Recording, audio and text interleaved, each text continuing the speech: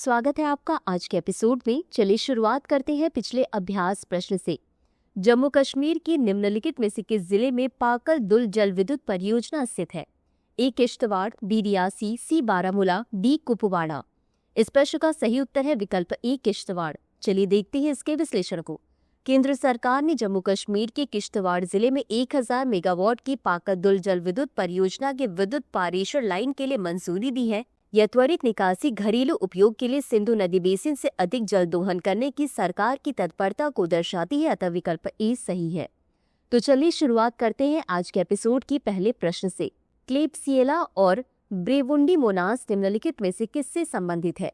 ए दूषित भोजन या जल के माध्यम से संक्रमण फैलाना, बी मृदा में कार्बनिक पदार्थों का विघटन करना, सी जलीय वातावरण में प्रकाश संश्लेषण करना, डी सिंथेटिक प्लास्टिक कचरे का विघटन करना। इस प्रश्न का सही उत्तर है विकल्प ए। चलिए देखते हैं इसके विश्लेषण को। क्लेबसिएला और ब्रेवुंडीमोनास दोनों जीवाणु हैं जो मनुष्यों में संक्रमण का कारण बन सकते हैं। ये पर्यावरण, जल और मृदा में पाए जाते हैं और भोजन को दूषित कर सकते हैं। दूषित भोजन या जल के सेवन से विभिन्न बीमारियां हो सकती हैं। ये जीवाणु घरेलू माइक्रोवेव में भी पनप सकते हैं, अतः विकल्प ए सही है। अगला प्रश्न है, राष्ट्रीय वन्यजीव बोर्ड के संबंध में निम्नलिखित कथनों पर विचार कीजिए। एक, यह बोर्ड पर्यावरण संरक्षण अधिनियम 1986 के तहत स्थापित एक वैधानिक निकाय है। 2, बोर्ड की अध्यक्षता पर्यावरण, वन एवं जलवायु परिवर्तन मंत्री करते हैं। उपर्युक्त में से कौन सा या कौन से कथन सही है? यह सही है। ए केवल 1, बी केवल 2, सी 1 और 2 दोनों, डी न तो 1 और न ही 2। इस प्रश्न का सही उत्तर है विकल्प डी न तो 1 और न ही 2। चलिए देखते हैं इसके विश्लेषण को।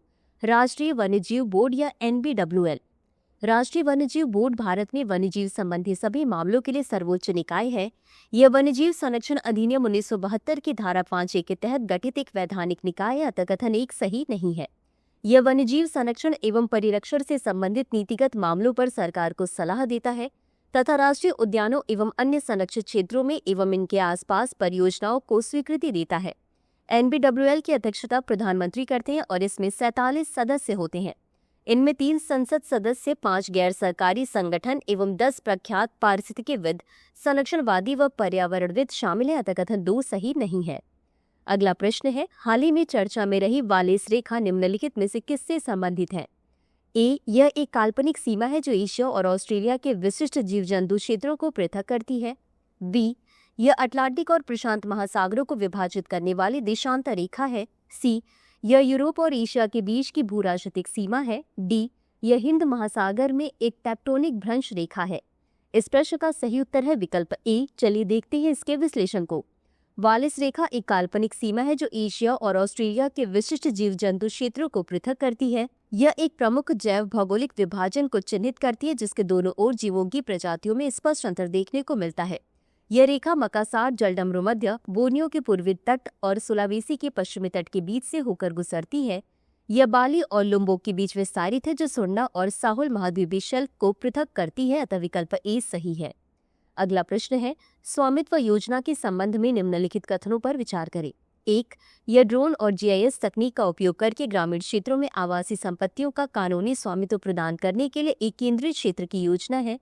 2, इसका उद्देश्य ग्रामीण संपत्ति मालिकों के लिए अधिकारों का रिकॉर्ड बनाना था जिसमें आबादी क्षेत्रों पर ध्यान केंद्रित किया गया था। 3, कृषि एवं किसान कल्याण मंत्रालय द्वारा शुरू की गई इस योजना को भारत ने विश्व बैंक भूमि सम्मेलन 2025 में एक अग्रणी भूमि प्रशासन पहल के रूप में प्रदर्शित किया।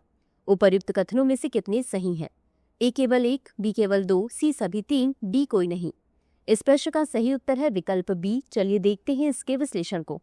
स्वामित्व योजना, यह ड्रोन और GIS तकनीक का उपयोग करके ग्रामीण क्षेत्रों में आवासीय संपत्तियों का कानूनी स्वामित्व प्रदान करने के लिए एक केंद्रीय क्षेत्र की योजना है, अतः कथन 1 सही है। इसका उद्देश्य ग्रामीण संपत्ति मालिकों के लिए अधिकारों का रिकॉर्ड बनाना था जिसमें आबादी क्षेत्रों पर ध्यान केंद्रित किया गया था, अतः कथन 2 सही है।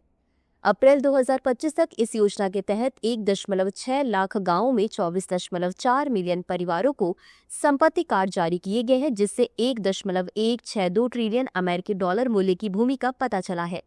स्वामित्व ग्रामीण क्षेत्रों में बेहतर प्रौद्योगिकी से सर्वेक्षण और मानचित्रों योजना को पंचायती राज मंत्रालय द्वारा वर्ष 2020 में शुरू किया गया था, अतः कथन 3 सही नहीं है। ग्राम प्रबंधन मंच, यह एक GIS आधारित मंच है जिसे ग्रामीण शासन और योजना को सशक्त बनाने के लिए डिजाइन किया गया है। यह जमीनी स्तर पर प्रभावी निर्णय लेने के लिए दृश्य अंतर्दृष्टि प्रदान करने हेतु भूस्थानिक डेटा को मौजूदा योजनाओं के साथ एकीकृत करता है। अगला प्रश्न है, हाल ही में लखनऊ में किस सुपरसोनिक क्रूज मिसाइल के उत्पादन यूनिट का उद्घाटन किया गया?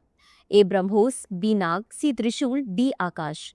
इस प्रश्न का सही उत्तर है विकल्प ए ब्रह्मोस। चलिए देखते हैं इसके विश्लेषण को। केंद्रीय रक्षा मंत्री के द्वारा उत्तर प्रदेश के लखनऊ में ब्रह्मोस सुपरसोनिक क्रूज मिसाइल उत्पादन यूनिट का उद्घाटन किया गया। ब्रह्मोस मिसाइल की मारक क्षमता 290 किलोमीटर है और यह मैक 2.8 की उच्च गति के साथ विश्व की सबसे तेज क्रूज मिसाइल है। इसका नाम भारत की ब्रह्मपुत्र नदी और रूस की मोस्कवा नदी के नाम पर रखा गया है।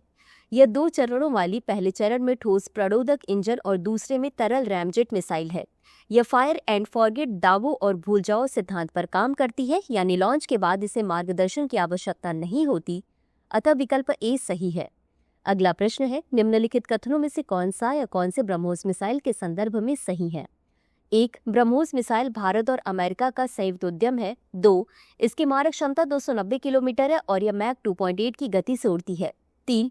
यह फायर एंड फॉरगेट सिद्धांत पर आधारित है। 4. इसका नाम ब्रह्मपुत्र और मोस्कवा नदियों के नाम पर रखा गया है। सही विकल्प चुनिए। ए केवल 2 और 3, बी केवल 2, 3 और 4, सी केवल 1 और 4, डी 1, 2, 3 और 4। इस प्रश्न का सही उत्तर है विकल्प बी केवल 2, 3 और 4। चलिए देखते हैं इसके विश्लेषण को। भारत रूस संयुक्त उद्यम ब्रह्मोस मिसाइल की मारक क्षमता 290 किलोमीटर है और यह मैक 2.8 की उच्च गति के साथ विश्व की सबसे तेज क्रूज मिसाइल है। इसका नाम भारत की ब्रह्मपुत्र नदी और रूस की मोस्कवा नदी के नाम पर रखा गया है। यह 2 चरणों वाली मिसाइल है। पहले चरण में ठोस प्रणोदक इंजन और दूसरे में तरल रैमजेट। यह फायर एंड फॉरगेट दागों और भूल जाओ सिद्धांत पर काम करती है, यानी लॉन्च के बाद इसे मार्गदर्शन की आवश्यकता नहीं होती, अतः विकल्प बी सही है। अगला प्रश्न है, निम्नलिखित में से कौन सा विकल्प डिजाइन लॉ संधि शब्द का सर्वोत्तम वर्णन करता है? ए. देशों के बीच औद्योगिक डिजाइनों की सुरक्षा को सरल और समान बनाने की दिशा में एक रूपरेखा। बी. ट्रेडमार्क सुरक्षा के वैश्विक मानकीकरण पर केंद्रित एक संधि। सी. सॉफ्टवेयर पेटेंट की अंतर्राष्ट्रीय सुरक्षा के लिए बनाया गया एक विनियमन। डी. साहित्यिक कृतियों की सुरक्षा को नियंत्रित करने वाला एक वैश्विक समझौता। इस प्रश्न का सही उत्तर है विकल्प ए। चलिए देखते हैं इसके विश्लेषण को। डिजाइन लॉ संधि या DLT यह एक व्यापक रूपरेखा के रूप में प्रस्तावित की गई है जिसका उद्देश्य विश्व स्तर पर औद्योगिक डिजाइनों की सुरक्षा की प्रक्रिया को सुव्यवस्थित और सरल बनाना है। इसका उद्देश्य एक ऐसा पूर्वानुमेय और सुलभ तंत्र बनाना है जो अनावश्यक प्रशासनिक बाधाओं को समाप्त करे तथा डिजाइनरों के लिए अपनी बौद्धिक संपदा की सुरक्षा को आसान बनाए, अतः विकल्प ए सही है। अगला प्रश्न है, विस्तारित निधि सुरक्षा, स्टैंड बाय व्यवस्था और संरचनात्मक समायोजन कार्यक्रम शब्द हाल ही में किस संदर्भ में समाचारों में देखे गए? ए. जलवायु परिवर्तन पहल, बी. अंतर्राष्ट्रीय मुद्रा कोष कार्यक्रम, सी. वैश्विक स्वास्थ्य नीतियां, डी. अंतर्राष्ट्रीय व्यापार समझौते। इस प्रश्न का सही उत्तर है विकल्प बी. अंतर्राष्ट्रीय मुद्रा कोष कार्यक्रम। चलिए देखते हैं इसके विश्लेषण को। विस्तारित निधि सुविधा एक अंतर्राष्ट्रीय मुद्रा कोष कार्यक्रम है जिसे संरचनात्मक कमजोरियों के कारण मध्यम अवधि की आर्थिक समस्याओं का सामना कर रहे देशों की सहायता हेतु डिजाइन किया गया है। स्टैंड बाय व्यवस्था IMF द्वारा अल्पकालिक भुगतान संतुलन की समस्याओं का सामना कर रहे सदस्य देशों को प्रदान की जाने वाली अल्पकालिक से मध्यम अवधि का वित्तीय सहायता कार्यक्रम है। संरचनात्मक समायोजन कार्यक्रम IMF और विश्व बैंक द्वारा शुरू की गई आर्थिक नीतियां एवं वित्तीय सहायता कार्यक्रम है। इनका उद्देश्य देशों को अपनी अर्थव्यवस्थाओं को स्थिर करने, राजकोषीय असंतुलन को कम करने व संरचनात्मक आर्थिक सुधारों को लागू करने में मदद करना है, अतः विकल्प बी सही है। अगला प्रश्न है, निम्नलिखित में से कौन सा देश ईरान के साथ सीमा साझा करता है? 1. Azerbaijan, 2. Armenia, 3. Turkmenistan, 4. Pakistan.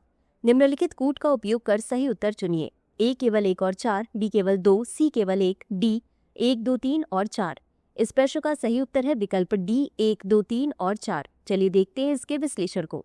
Iran उत्तर में अजरबैजान, अर्मेनिया, तुर्कमेनिस्तान, कैस्पियन सागर से, पूर्व में पाकिस्तान व अफगानिस्तान से, दक्षिण में फारस की खाड़ी, ओमान की खाड़ी से तथा पश्चिम में तुर्की और इराक से घिरा हुआ है। ईरान फारस की खाड़ी में करीब 1 दर्जन द्वीपों पर भी नियंत्रण रखता है। इसकी 4770 मील की सीमा का करीब 1/3 हिस्सा समुद्र तट है, अतः विकल्प डी सही है।